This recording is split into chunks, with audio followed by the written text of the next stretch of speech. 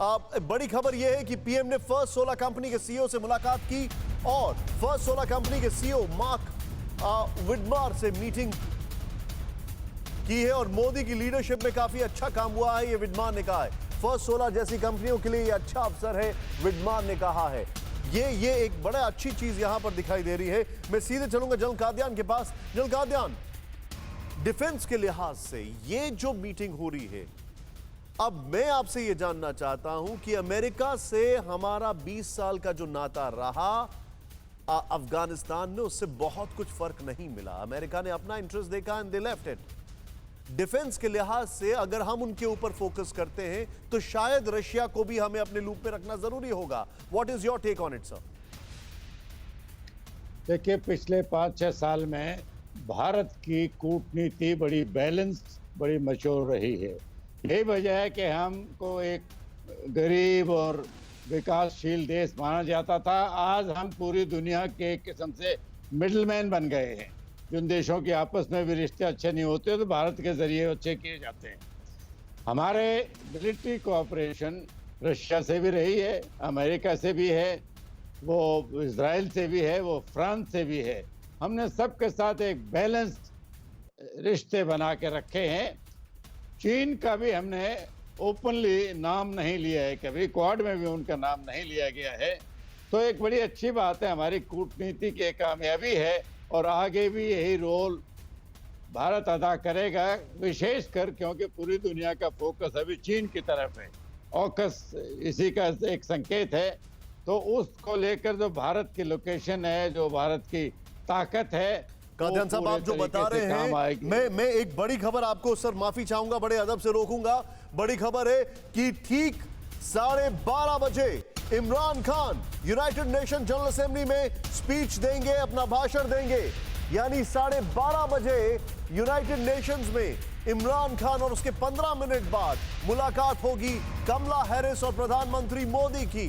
यह एक और इंटरेस्टिंग चीज है। लेकिन इमरान खान के एक दिन के बाद प्रधानमंत्री मोदी वहां पर स्पीच देंगे, तो इसको ऐसे देखा जा रहा है कि भारत के पास प्रिपरेशन का बहुत टाइम मिलेगा। मैं सीधे चलूंगा, मनीष झा मेरे साथ है। मनीष, एससीओ का बैकग्राउंड अगर दे प्रधानमंत्री मोदी का, और जिस तरीके से अभी सार्क कैंसिल हुआ है और फिर एर्दोगान ने जो अभी कुछ दिन पहले कश्मीर का जिक्र किया है यूएन में, इमरान खान की अगर बात की जाए तो भारत के लिए यह अच्छा मौका है उनको जवाब देने का, या we will give it a पास?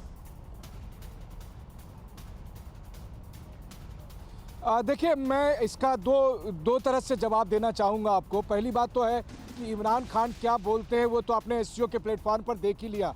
संयुक्त राष्ट्र में उनका वही रटाया भाषण होने वाला है। वो साल दर साल बीत जा रहे हैं लेकिन इमरान खान वही कुछ बोलते हैं।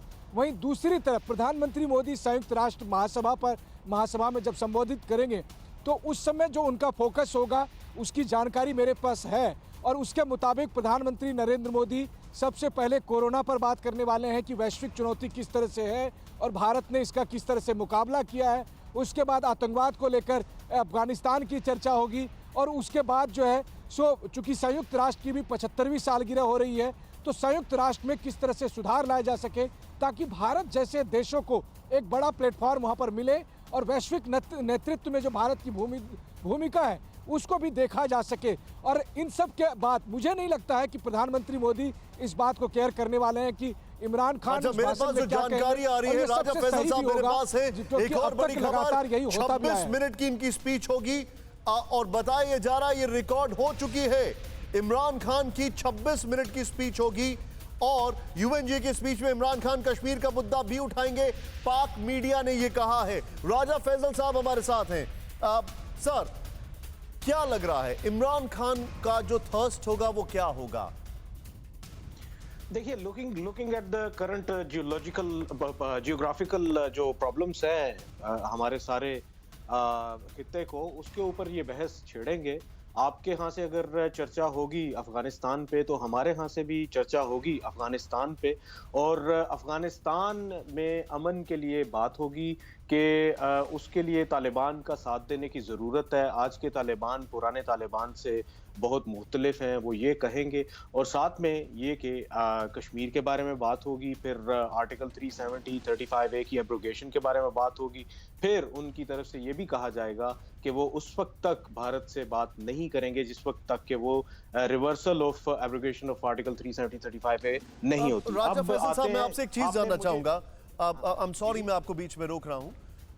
लेकिन जिस तरीके से, देखिए, हम लोग पड़ोसी मुल्क हैं, लेकिन जिस तरीके से भारत पूरी दुनिया से बातचीत कर रहा है, बिजनेस के लिहाज से, इकोनॉमी के लिहाज से, पिछली बार की भी अगर बात की जाए, मुझे याद है जब लास्ट विजिट हुआ था इमरान खान का अमेरिका में, या अभी की बात की जाए, सिर्फ चाइना उनके फोकस पे रहता है। अगर बिजनेस पार्टनरशिप की बात की जाए, प्राइवेट कंपनीज को लेकर बहुत ज्यादा पार्टनरशिप या इंटरेस्ट ना तो दिखाई देता है इनकी तरफ से या उनकी तरफ से। I don't know what is wrong. क्या इसके बारे में पाकिस्तान की मीडिया में बातचीत नहीं होती है कि आपका पड़ोसी मुल्क जो है वो इतना ज्यादा बिजनेस को लेकर आगे बढ़ रहा है, बातचीत चल रही है, प्राइम मिनिस्टर मोदी सीईओ से बात कर रहे हैं, और आप you are just dumping the old beat? देखिए, अब बड़ा अच्छा आपने सवाल किया, और पहले जनरल कादियान भी बात कर रहे थे। मैं उनको जरा, उन्होंने ये बात की कि पिछले जो 5-6 साल थे, उन्होंने मोदी जी को हाईलाइट किया कि उनकी वजह से आपकी जो पॉलिसीज थी वो आपको करीब ले गई सबके। देखिए, ये सारा बाय डिजाइन हुआ है। उसमें मेरे ख्याल में इंडिया से ज्यादा क्रेडिट तो चाइना को जाता है कि वो इंडिया को, वेस्टर्नर्स जो हैं वो अपने करीब ले आए हैं। उसकी वजह ये है कि इंडिया को बाय डिजाइन उन्होंने बड़ा डिस्क्रीटली, बड़े धोखे के साथ इंडिया को उन्होंने फ्रंट लाइन बना लिया है अगेंस्ट चाइना।